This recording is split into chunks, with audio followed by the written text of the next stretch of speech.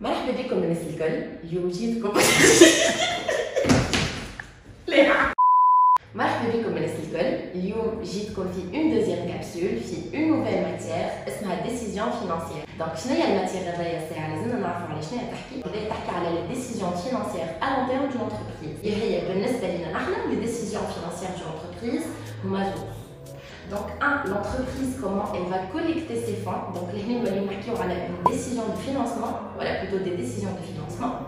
Ou deux, on a des décisions d'investissement. Allez, alors l'entreprise, les hommes comment elle va collecter ses fonds, elle a les ressources de financement ou où elle peut donc elle a les projets et elle en considération. Donc, en matière d'ailleurs, on va se baser sur plusieurs variables qu'on va calculer pour juger déjà la rentabilité des projets et de l'entreprise elle envisage de s'investir ou deux, comment donc elle va collecter ses fonds. Donc l'idée est le programme de notre chapitre matière interne, le choix d'investissement en avenir certain. Quand je dis en avenir certain, je vais parler de l'élimination de la notion risque. Alors, dans le monde et la pratique où il y a un projet d'investissement, je suis aussi, mais là où certainement il sera risqué.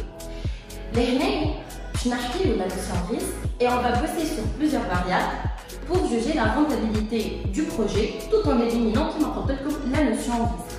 Donc, on a deux principaux critères de rentabilité et disons l'aval et le TNI. Donc, qu'est-ce que l'aval? L'aval, c'est la différence entre les flux monétaires futurs générés par l'investissement et le montant investi. Donc, biologique, quelle l'aval est positive, on va retenir le projet sur lequel on travaille. Ou quelle l'aval est négative, donc on va rejeter le projet et on ne va pas investir ce projet. Donc, le calcul de l'aval qui fait. L'aval, c'est moins le montant investi plus la somme des cash flow nets actualisés. Donc, I0, c'est quoi? C'est le montant investi et il a fait le projet interne. Ou on a les cash flow nets et les flux monétaires futurs générés par l'investissement. Donc, il y a les gains futurs. Donc, le montant investi, le projet interne, c'est très simple. Donc, il s'agit du prix d'acquisition. Donc, les biens terres, plus les frais liés à cette acquisition, plus l'investissement en BFR, plus le coût d'opportunité qui fait. Donc, l'investissement en BFR, ça a, dans plusieurs cas, l'entreprise a un besoin de financement, ça a le propriétaire de l'entreprise, il y a un investissement BFR, il finance sans besoin de financement une période en avance. Et là, par exemple, le SNE de 100 millions, je en tant que propriétaire, mais je les exploite. Le coût d'opportunité, c'est quoi? Et là, supposons, j'ai acheté un bien de 100 millions. Aujourd'hui, bon, peut-être que il vaut 1000 millions, c'est pour nous. Donc, et là, mon coût d'opportunité, c'est la valeur marchande moins la valeur d'acquisition. Donc, l'idée que c'est mon coût d'opportunité.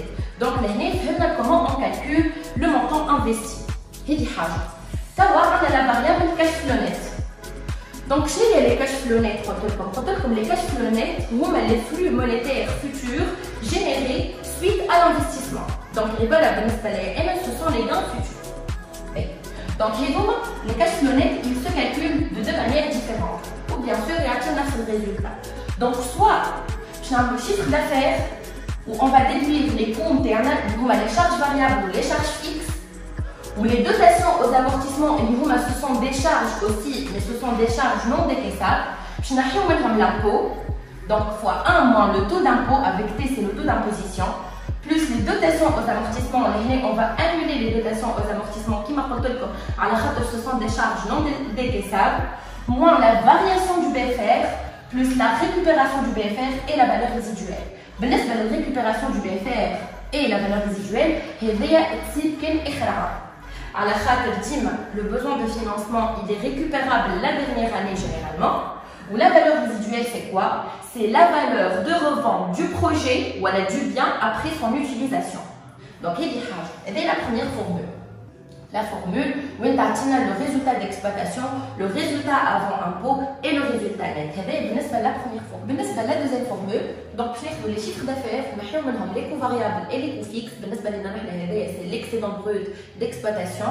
Donc, l'impôt, donc fois 1 moins le taux d'impôt, plus le taux d'impôt fois les dotations aux amortissements, on bat qu'il y moins la variation du BFR, plus la récupération du BFR et la valeur résiduelle à la dernière année.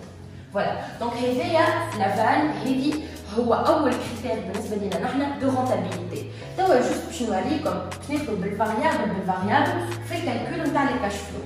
Donc, le variable, c'est les dotations aux amortissements. Donc, les dotations aux amortissements, qui fait bon, c'est la valeur d'acquisition du bien sur la durée de vie du bien. Donc, il y a donc, les cash flow, nous avons le tableau d'amortissement des biens liés à le projet et nous investissons bien sûr. Deuxième chose, le BFR. Les avons le BFR pour procéder au calcul de la variation du BFR. Donc, le BFR, il y a 3 possibilités. Nous avons le nombre de jours sur 360, ou le nombre des mois sur 12, fois le chiffre d'affaires. Ou elle a tout simplement le BFR, c'est un pourcentage du chiffre d'affaires. Ou elle a le BFR d'exploitation qui l'a donc les clients, le délai client, plus les stocks, moins le délai fournisseur. Donc le BFR d'exploitation, généralement le BFR, la variation du BFR. Et la valeur résiduelle, et la valeur résiduelle, c'est la valeur de revente du projet après utilisation. Donc c'est quoi? C'est le prix de cession du bien ou du projet, moins la plus ou moins value, et il y a le prix de cession moins la valeur comptable nette, fois le taux d'impôt. Bien sûr, la valeur comptable nette, c'est le prix d'acquisition moins la somme des amortissements et la durée d'utilisation du bien ou du projet.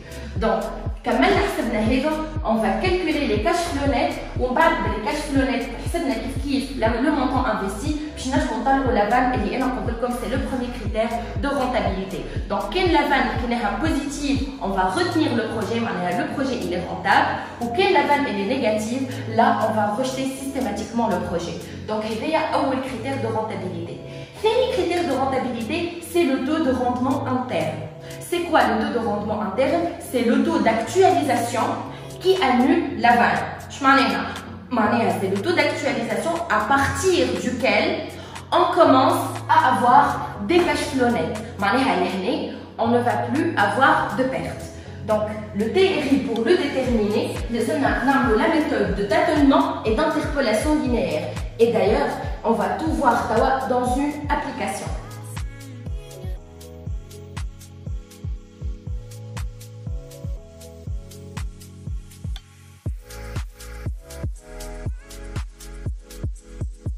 Donc, l'application interne, c'est un extrait d'un examen. Je vais vous lire à la fin de la vidéo, l'énoncé et la correction détaillée. La société ABC envisage d'investir dans une nouvelle unité de production. Donc là, il s'agit d'un nouveau projet sur lequel on va bosser, qui lui permettra d'accroître sa production actuelle. La réalisation de ce projet X nécessiterait alors 1. L'acquisition d'équipements de production. Donc, on a des équipements de production qui coûtent 630 000 dinars. Donc, le prix d'acquisition V0 égale à 630 000 dinars, amortissable linéairement sur 7 ans. Donc, l'amortissement à la formation. Des frais accessoires liés à l'acquisition de ces équipements, transport, douane, installation, etc., qui s'élève à 45 000 dinars, amortissable linéairement sur 3 ans. La construction d'un bâtiment est construit sur un terrain acheté par l'entreprise il y a 4 ans, donc V0 il y a 4 ans de cela, à 330 000 dinars et non exploité actuellement. Aujourd'hui, ce terrain présente une valeur de marché égale à 560 000 dinars. Donc, et un terrain acheté pour 330 000 dinars, où il vaut sur le marché 560 000 dinars. Cette nouvelle unité de production va être utilisée pendant une période de 4 ans, donc la durée de vie du projet est égale à 4 ans, au bout de laquelle le bâtiment et le terrain pourraient être vendus. Donc le bâtiment et le terrain, le prix de cession du bâtiment ou terrain égal à 1 395 000 dinars.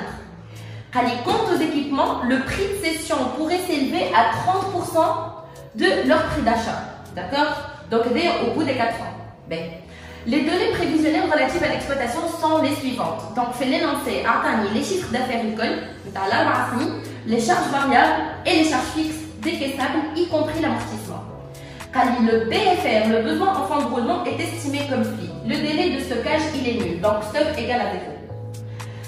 L'entreprise accordera à ses clients un délai de paiement de 60 jours. Donc, les clients, donc les ennemis, 60 sur 360 fois le chiffre d'affaires. Le compte fournisseur représentera 3 mois d'achat de matières premières et les achats de matières premières représentent 50% des charges variables. Donc, le fournisseur, le BFR, 3 sur 12, 3 mois d'achat de matières premières, fois les coûts variables, fois 50%, à la fin les achats de matières premières représentent 50% des charges variables. On supposera par ailleurs qu'il n'y aura pas de changement au niveau des conditions de l'exploitation durant la durée de vie du projet et que le BFR sera récupéré en totalité à la fin de la durée de vie du projet. L'entreprise est soumise à l'impôt au taux de 30%, donc T égale à 30%. Elle est supposée bénéficiaire par ailleurs, voilà, donc le paiement d'impôt est effectué au 31/12 de chaque année. Donc, ils vont les données via la code. Donc, première question, déterminer les cash flow nets relatifs au projet X. Donc, je calcule les cash flow nets, les charges variables, moins les coûts variables, moins les coûts fixes, fois 1 moins le taux d'impôt, plus T fois les dotations aux amortissements, moins la variation du BFR, plus la récupération du BFR à la dernière année, plus la valeur résiduelle, et c'est la valeur de revente du projet après son utilisation. Donc, c'est cette partie-là. Déjà les chiffres d'affaires, les coûts variables ou les coûts fixes. Donc, les dotations aux amortissements. Donc, finalement, tableau d'amortissement pour les 4 ans. Donc, les dotations aux amortissements, c'est le prix d'acquisition des zéros à la durée de vie du bien ou du projet. Donc, l'année, je vais investir dans des équipements de production, des frais effectifs amortissables, un bâtiment ou le terrain non amortissable. Donc, les dotations aux amortissements des équipements, sachant que les équipements, ils sont amortissables linéairement à la sabra. Donc, directement, nous avons 630 000 et des zéros à la sabra. Nous avons 90 000. Donc, 90 000 à la sabra, à la fois déjà amortissable à la sabra. Fini, on a les frais qui sont aussi amortissables. V0 45 000, donc 45 000 sur 3, je vais les dotations aux amortissements dans les 3 ans amorti qui est en la prestation. Et le bâtiment. Donc le bâtiment, le prix d'achat il est de 790 000, amortissable à la HLI, donc les dotations aux amortissements chez nous 790 000 sur 20, ça fait 39 500. On va je fais le total. Donc la première année, la deuxième ainsi que la troisième, les dotations aux amortissements ils sont égaux à 144 500 ou la dernière année 129 500. Donc il dit la première étape. La deuxième étape, les ennemis de la variation du BFR où je détermine la récupération d'un BFR et donc comment je vais calculer mon BFR? Là, l'énoncé a le délai client, le délai fournisseur, ou les stocks qui sont supposés être nuls, donc directement, les clients, ou le fournisseur. D'accord? Donc, donc, 60 sur 360, on a que le fois le chiffre d'affaires pour déterminer le montant des créances clients. Donc, chiffre d'affaires interne, il est égal à 1 458 000 fois 60 sur 360. La rame est finie 1 500 000 fois 60 sur 360. La troisième et la quatrième année. Donc, je pour les crédits fournisseurs. Donc, on comme crédit fournisseur, on a un délai de 3 mois. Donc, ça fait 3 sur 12 fois 50% des coûts variables. Nous, les achats de matières premières. Donc, les coûts variables de la première année, nous, 580 000 dinars symphonie fois 50% fois 3 sur 12. Pour la deuxième année, les coûts variables internes, ils sont égaux à 598 000 fois 3 sur 12 fois 50% kiff. Pour la troisième et la quatrième année, c'est la même démarche. Donc, je vais me parler de BFR, les créances clients moins les crédits fournisseurs. Donc, pour la première année, par exemple, 243 000 dinars moins 72 500, ça fait 170 500. La deuxième, la troisième ainsi que la quatrième année, c'est la même démarche. Donc, le montant, tu as le besoin de financement de l'entreprise, mais le projet. Maintenant, le BFR, donc, pour la variation du BFR. La variation de la BFR, c'est d'une année par rapport à une année précédente. Donc, la première année par rapport à l'année 0, ça fait 170 500 moins 0, donc ça fait 170 500. C'est la première variation de la première année. La deuxième année, ça fait 175 250, et le BFR on parle de et là, le BFR on parle de 170 500. Donc, la variation, ou plutôt la différence entre le deuxième BFR et le premier BFR, elle est égale plutôt la variation à 4 750. La troisième ou la quatrième année, c'est la même démarche. Donc, c'est la deuxième étape. La troisième étape, donc, on va récupérer le dernier BFR de la dernière année. Donc, le BFR de la quatrième année, c'est le montant de la récupération du BFR. Voilà. L'étape qui est bas, la valeur résiduelle. Donc, on va lancer le prix de cession des équipements après la durée de vie du projet, avec les 30% mais le prix d'acquisition. Donc directement, je suis le prix de cession, il y a 30% fois le V0, et il y a 630 000, le prix de cession égale à 189 000. بعد حسبنا la valeur comptable nette على خاطر لازمنا بعد نطلعوا la valeur résiduelle اللي هي الفورمule نتاعها هي prix de cession moins le plus ou moins value اللي هي le prix de cession moins VCM fois le taux d'impôt. Donc la valeur comptable nette c'est le prix d'acquisition moins la somme des amortissements. Donc احنا قداش من عام استعملنا les équipements 4 سنين. Donc خدينا le prix d'acquisition اللي نزلنا كيف donc اللي هو عندنا ordonné اللي هو 630 000 moins la dotation aux amortissements اللي on l'a calculé قبيله في الtableau d'amortissement fois les 4 ans باش لقينا la valeur comptable nette ومن بعد باش حسبنا la valeur résiduelle اللي هو le prix de cession اللي هو 189 000 dinars moins la moins-value اللي هي 189 moins 270 000 fois le taux d'impôt باش لقينا la valeur résiduelle نتاع les équipements. بعد حسبنا la valeur résiduelle نتاع التيران والباتيمون على خاطر هو في l'énoncé عطانا le prix de cession نتاعهم زوج مع بعضهم après la durée de vie du projet. Donc le prix de cession il est égal à 1 395 000 dinars. بالنسبة للvaleur comptable nette, le terrain il n'est pas amortissable, donc la valeur comptable nette هي بيدها هو بيدو le prix d'acquisition اللي هو 330 000 dinars. بالنسبة للباتيمون la valeur comptable nette حسبناها كيما حسبنا la valeur comptable nette نتاع les équipements باش لقينا la nette ou la deuxième valeur résiduelle وبعد عملنا la somme des valeurs résiduelles نتاع les équipements du terrain ou le bâtiment مع بعضهم. C'est bon, les données الكل عندنا juste باش نحسبوا les cash flow net نتاعنا donc كيما قلت لكم قبيله اللي هما les chiffres d'affaires اللي هما données عندنا في l'énoncé الكل نحينا منهم les coûts variables نحينا منهم les coûts fixes باش لقينا l'excédent brut d'exploitation. Zedna nahina l'impôt, donc fois 1 moins le taux d'impôt étant de 30%, donc fois 70% de col. Donc l'excédent après impôt. Les dotations aux amortissements fois le taux d'impôt plutôt. Donc il y a une dotation aux amortissements et il y a un tableau d'amortissement. Vous avez le col fait 30% de les cash flow encaissables. بعد ما لقينا les cash flow encaissables, لقينا les variations du BFR اللي déjà حسبناها قبيله on l'a établi في tableau. Donc حطينا la variation du BFR من العام الاول والعام الرابع وبالنسبه للعام الرابع اكاهو donc حطينا le montant de la récupération du BFR et le montant de la valeur résiduelle qu'on vient de calculer afin de pouvoir connaître donc nos cash flow net de la première jusqu'à la dernière année. Voilà. Cette première question, c'est bon, on a calculé les cash flow net internes. Donc, Tawa, cette deuxième question, il nous a demandé de calculer l'investissement initial I0.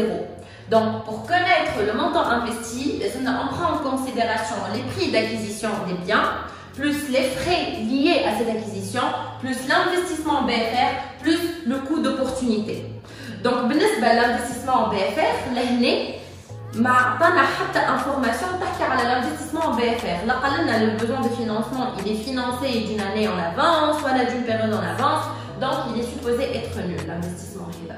بالنسبه للكو d'opportunité قبيله وقت اللي حكينا على terrain قال لنا راهو شرينا terrain qui valait 330 000 dinars ou توا la valeur marchande de terre 560 000 dinars. Donc le coût d'opportunité ديالي باش يكون 560 moins 330. هذا بالنسبه للكو d'opportunité.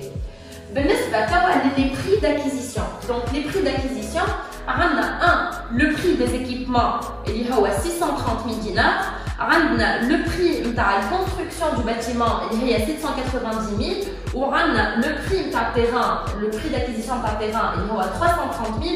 Ou on a les frais d'accessoires, et ils sont égaux à 440. Le prix de terrain, il est égal à 45 000 dinars. Donc on a additionné les deux malcols, ça a 2 25 000 dinars. Donc deuxième question. Troisième question, allez calculer la valeur de ce projet pour les deux taux d'actualisation de 13% et de 15%.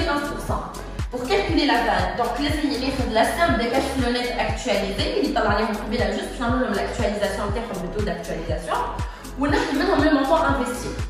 Donc déjà pendant le montant de I0 il est à moins 2 25 000. Vous avez les cash flow net retenez-vous la première question ou l'actualisation bedel. Donc le taux d'actualisation étant de 13%. Donc il y a la deuxième période de cash flow, la deuxième période, la troisième année ou la quatrième année. Donc la vanne quand le taux d'actualisation il est égal à 13%. Donc on a une vanne positive. وقال لنا زاد باش نحسبوا la vanne وقت اللي le taux d'actualisation il est de 15%. Donc on a suivi la même démarche, juste 13% اللي بدلناهم بال 15% ولقينا une vanne négative de taux d'actualisation égale à 15%. هذه la troisième question. La quatrième question, قال لي calculer le TRI de ce projet. Donc انا قلت لكم قبيله وقت اللي فصل في الكور قلت لكم اللي لازمنا نطلعوا بالتاتلمون وبالانتربولاسيون لينيير. باش معناها à chaque fois je نجرب avec de différents taux باش نلقى un taux qui me procure une vanne positive et un autre taux qui me procure une vanne négative. علاش؟ على خاطر le TRI هذا c'est le taux qui annule la vanne. Donc certainement باش يجي entre le taux qui me procure la vanne positive et le taux qui me procure une vanne négative qui m'a قلت لكم.